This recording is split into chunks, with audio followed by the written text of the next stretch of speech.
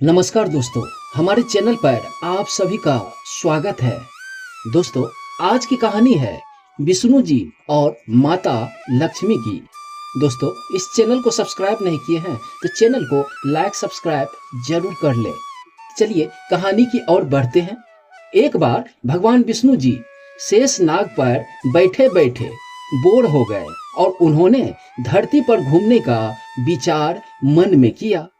वैसे भी कई साल बीत गए थे धरती पर आए हुए और वह अपनी यात्रा की तैयारी में लग गए। स्वामी जी को तैयार होते देखकर लक्ष्मी माँ ने पूछा, आज सुबह सुबह कहाँ जाने की तैयारी हो रही है? विष्णु जी ने कहा कि हे लक्ष्मी, मैं धरती लोक पर घूमने जा रहा हूँ।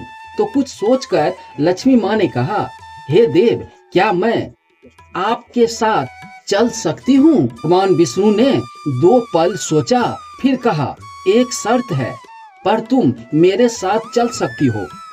तुम धरती पर पहुंचकर उत्तर दिशा की ओर बिल्कुल मत देखना।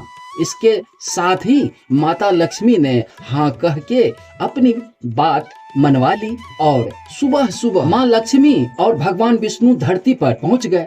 अभी सूर्य देवता निकल ही रहे थे। रात बरसात होकर हटी थी, चारों ओर हरियाली ही हरियाली थी। उस समय चारों ओर धरती बहुत ही सुंदर दिख रही थी और जब माँ लक्ष्मी मन मुग्ध हो गई, धरती को देख रही थी और भूल गई कि पति को क्या वचन देकर आई है और चारों ओर देखती हुई कब उत्तर दिशा की ओर देखने लगी पता ही नहीं चला और उत्तर दिशा की ओर चल पड़ी। एक बहुत ही सुंदर बगीचा नजर आया। उस तरफ से भींगी भींगी खुशबू आ रही थी और बहुत ही सुंदर सुंदर फूल खिले हुए थे।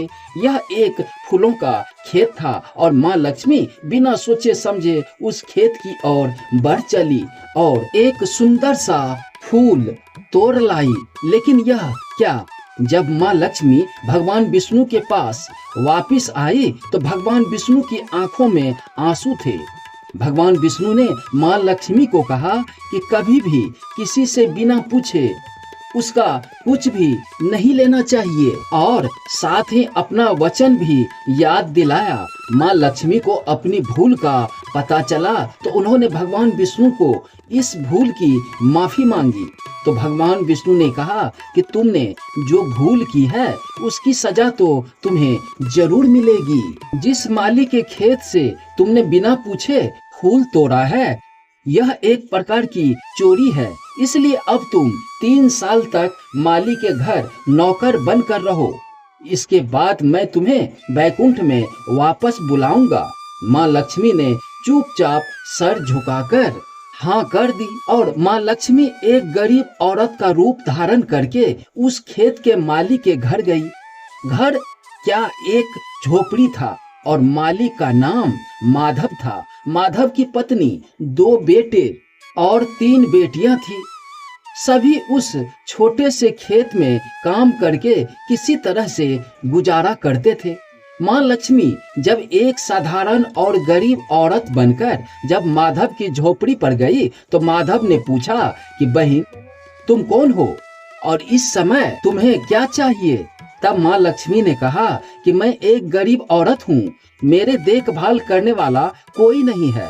मैंने कई दिनों से खाना भी नहीं खाया है।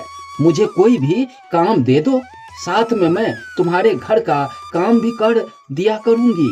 बस मुझे अपने घर में एक कोने में आसरा दे दो। माधव बहुत ही अच्छे दिल का माली था, उसे दया आ गई। लेकिन उसने कहा, बहन, मैं तो बहुत ही गरीब हूँ, मेरी कमाई से मेरे घर का खर्च मुश्किल से चलता है।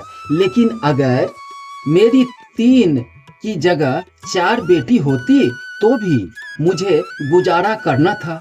अगर तुम मेरी बेटी बनकर जैसा रूखा सूखा हम खाते हैं उसमें तुम खुश रह सकती हो तो मेरी अंदर आ जाओ। माधव ने माँ लक्ष्मी को अपने झोपड़ी में शरण दे दी और माँ लक्ष्मी 3 साल उस माधव के घर पर नौकरानी बनकर रही। जिस दिन माँ लक्ष्मी माधव के घर आई थी, उससे दूसरे दिन ही माधव को फूलों से इतनी आमदनी हुई कि शाम को एक गाय खरीद ली। फिर धीरे धीरे माधव ने काफी जमीन खरीद ली और सब ने अच्छे अच्छे कपड़े भी पहनना शुरू कर दिए और फिर एक बार पक्का घर भी बनवा लिया। बेटियों और पत्नी ने गहने भी बनवा लिए और अब मकान भी बहुत बड़ा बनवा लिया था।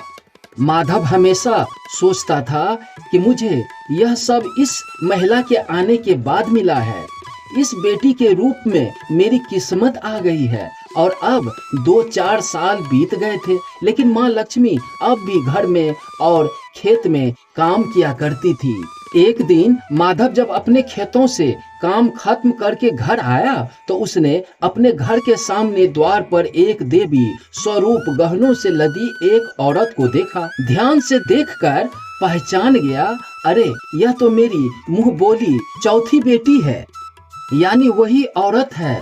और पहचान गया यह तो माँ लक्ष्मी है। अब यह माधव का पूरा परिवार बाहर आ गया और सब हैरान होकर माँ लक्ष्मी को देख रहे थे।